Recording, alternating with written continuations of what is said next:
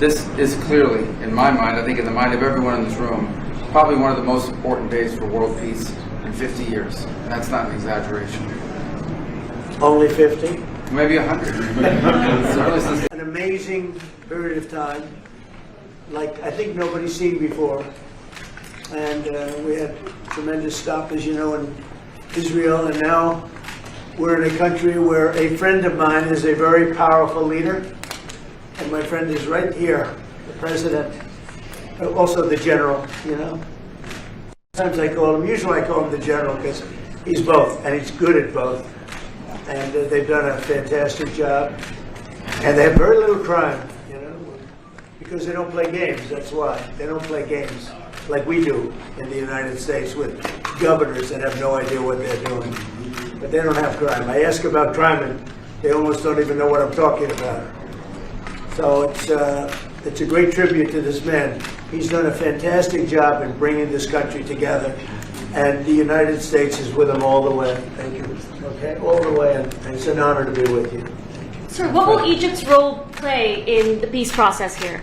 He played a very important role, and they had a very important role with Hamas. In fact, the general was right here, was very instrumental because Hamas respects this country and they respect the leadership of Egypt. So you played a very important role. I appreciate it very much. Thank you. Thank you. President Trump, in Israel just now, you were talking about a possible Iran peace deal. You said, we are ready when you are. Yeah. Is that the ultimate goal with today's signing, to get enough? Not Iran, but I think Iran will come along. They've been battered and bruised, and you know they need some help. They have big sanctions, as you know, tremendous sanctions. I'd love to take the sanctions off when they're ready to talk, but they can't really survive with those sanctions. Those sanctions are very tough. But at some point, they're going to say, we want the sanctions off. We're going to end up with peace. I think Iran is going to be fine. I know so many Iranian people. They're great people. They're smart, great people. Engineers, lawyers. I mean, they're academics. But they took a big hit. And frankly, if we didn't hit them with the nuclear, I don't think you would have been able to have this incredible, this deal, this once-in-a-lifetime deal. Nobody's ever seen anything like what's happening today. And countries have all come together, all different countries. Some liked each other, some didn't, most didn't. And they've all come together. Every country has come together. And by the way, Iran did put out a statement, you know, that they support this deal very wholeheartedly. So that was in itself something. But no, I think they want to, that's all I do in my life. I make deals. And they want to make a deal. Now that the living hostages have been returned, can you please tell us what the next steps are? Well, they're going and looking for bodies. It's a pretty gruesome task, and they know where numerous are, as you know. I guess 5 or 6 are in yet now, but they're looking for bodies. They know the areas, and they search parties out, and they're doing it in conjunction with Israel, and they're going to be finding quite a few of them. President Trump, can you tell us when phase 2 of the negotiations will begin? Well, it started. I mean, it started as far as we're concerned. Phase 2 has started. And, you know, the phases are all a little bit mixed in with each other. They're going to start cleaning up. If you look at Gaza, it needs a lot of cleanup.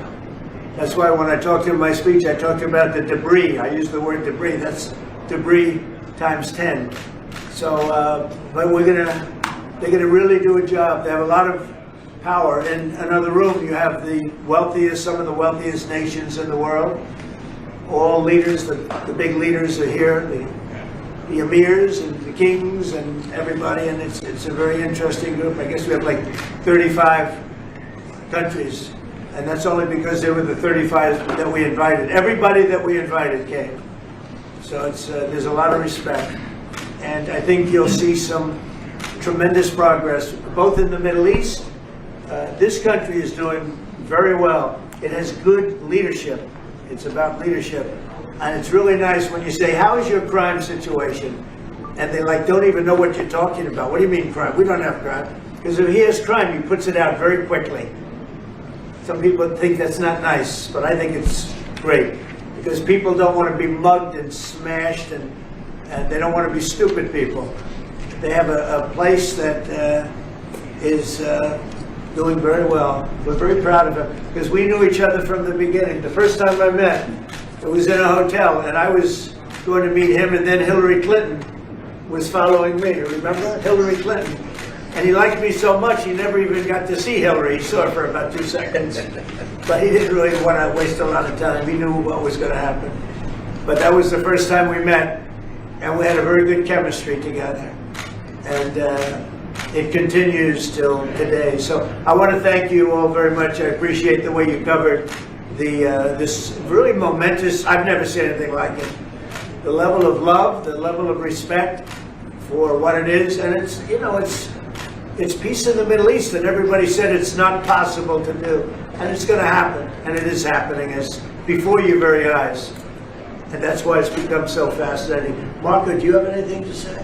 Egypt's been a phenomenal participant. I think both Steve and Jared will tell you the critical role they played, and they can tell you themselves. They hosted the talks here, and they're going to play a very important role now in the follow-up, the implementation of this, which is really, it's not simply about restoring Gaza, it is about transforming the region. So we have an incredible partner, a long alliance, very capable partner here, and a tremendous collection of leaders.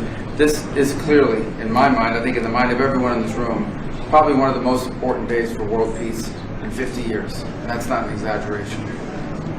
Only 50? Maybe 100. Certainly since the end of World War II, Mr. President. Mr. Witkoff and Mr. Kushner, I'm curious, you played such an important role in the tactical negotiations here. What will your role be going forward as a lot more has to be brought to the table here? Oh, the minute we had inked the deal, Jared and I were already working on the implementation side of the deal. So we're dug in. We'll be here quite a bit. That's at the direction of the president. That's probably going to be one of the most important phases here. Jared is remarkable to work with. I talk about it all the time, and of course we both love working for the president. So it's feels like a very honorable job. Mr. President, would you like to say something with the interpreter? Yes. اسمحوا لي في البداية أن أنا أرحب بفخامة الرئيس. أنا سعيد وكل شرف موجودة في شرم الشيخ مدينة السلام. يسمح لي فخامة الرئيس أن أنا اسمي وباسم كل المصريين ويمكن حتى وكل محبي السلام نوجه لك التحية والتقدير والاحترام على تحقيق هذا الإنجاز الرائع والعظيم. Well, first of all, Your Excellency, I welcome you to Egypt. It's a great pleasure and an honor to have you with us here in the city of peace, Sharm El Sheikh. Allow me also to extend, on behalf of all Egyptians and peace lovers around the world, salute, the appreciation and the respect for this unprecedented and momentous accomplishment by your hands. أنا كنت متأكد فخامة الرئيس أنك الوحيد القادر على تحقيق هذا الإنجاز وإنهاء. I've been very confident that Your Excellency is the only one who is capable of bringing this about and bringing an end to this war.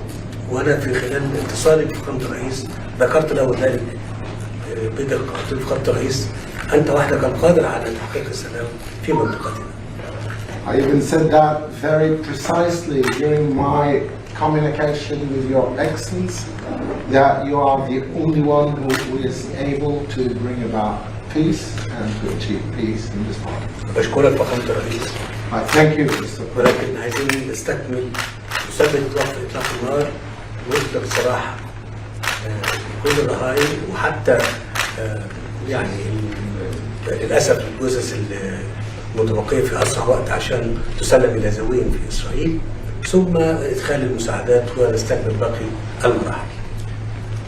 What we need to do now is to fixate the ceasefire and make sure that it maintains, Mr. Stevens, that we can deliver all of the bodies of the deceased to their families. And this is very important. To bring in more humanitarian assistance into the Strip and working very closely on following up the rest of the steps that should be taken to make this successful. Mr. President, you did very great. Thank you. That's very nice. Thank you. He's a good man. He's a good man. We're with him all the way. Will he be on the Board of Peace, sir? I'd like to have him on the board. I'd like to. We may need an interpreter, but that's okay. الرئيس موجود انا هبقى موجود. As long as the President, His Excellency, presides can't do better. the Board of Peace, I'll be there. We've had many leaders want to be on the board, actually. The Board of Peace, it's taken on, Steve, I'd say a life of its own. Do you want to discuss that? What's happened? I think we have a long list of applicants to be on that board. Everybody wants to do it. That's very nice. That's better than the other way. Usually it's the other way. Nobody wants to be on the board. But it's really taken on, this whole thing has taken on a life that's very different. So it's been really a great honor. And you people have done a fantastic job, I want to tell you. We appreciate it very much. Thank you very much, everybody. All right, thank you guys. Hold it 1 second. Yes. انا عايز دعم فخامه الرئيس ورعايته معانا في مؤتمر اعاده العمل. I just want and look forward to Your Excellency's support and your sponsorship with us in the conference for the reconstruction. Thank you. 100%. Thank you. Thank you, everybody.